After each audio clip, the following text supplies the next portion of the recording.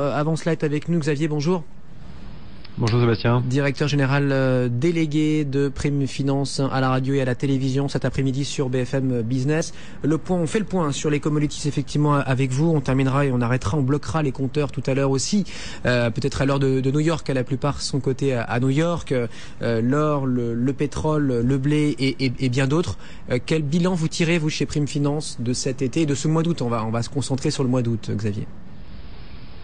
Écoutez, encore une fois, les matières premières ont montré leur caractère décorrélant par rapport aux actifs traditionnels, et en particulier aux actions, puisque dans un premier temps, au mois d'août, les investissements dans les commodities ont eu des performances qui se sont relativement bien tenues, voire même pour certains secteurs sont en forte hausse, puisque on a beaucoup parlé de l'or, puisque ça fait une performance absolument incroyable de près de 12% sur le mois d'août actuellement.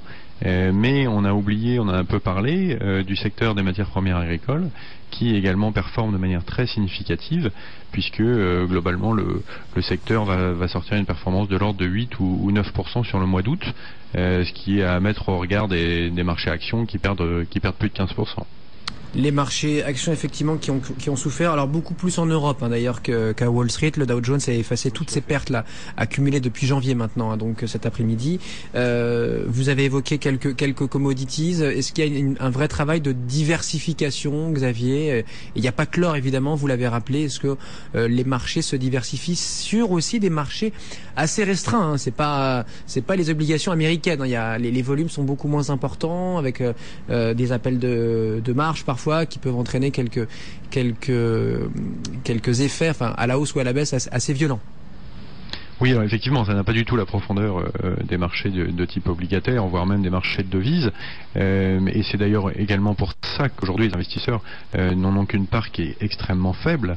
Malgré tout, pour des investisseurs traditionnels, c'est un bon moyen de se diversifier. Le mois d'août est dans l'exemple type, parce que bien entendu j'ai parlé des matières premières agricoles, mais même si on revient sur le marché du pétrole, le pétrole a relativement peu souffert au mois d'août, puisqu'on revient presque à l'équilibre là sur fin août, et depuis le début de l'année, les marchés pétroliers hors WTI, qui est un petit peu particulier, gagnent plus de 20%. Donc il y a quand même tout un secteur qui en profite, clairement en termes de performance.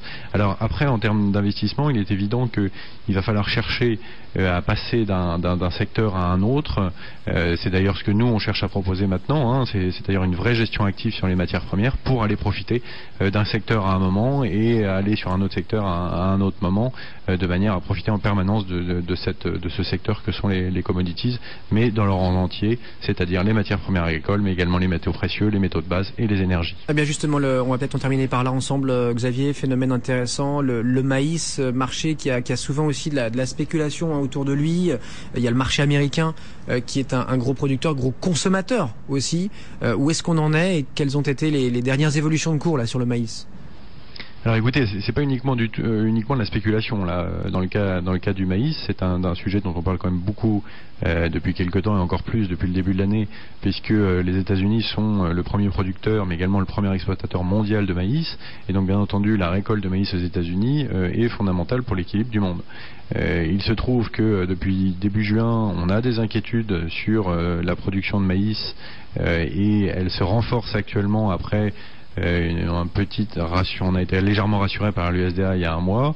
Eh bien malheureusement, à nouveau, les chiffres sont assez mauvais, les rendements sont attendus en forte baisse, et c'est la raison principale pour laquelle aujourd'hui les cours du maïs montent fort et pourraient d'ailleurs continuer à progresser de manière très significative. Le maïs à surveiller. Merci beaucoup Xavier Leblanc en direct de Prime Finance cet après-midi. À très vite sur BFM Business, 16h27. On marque une très courte pause. On se retrouve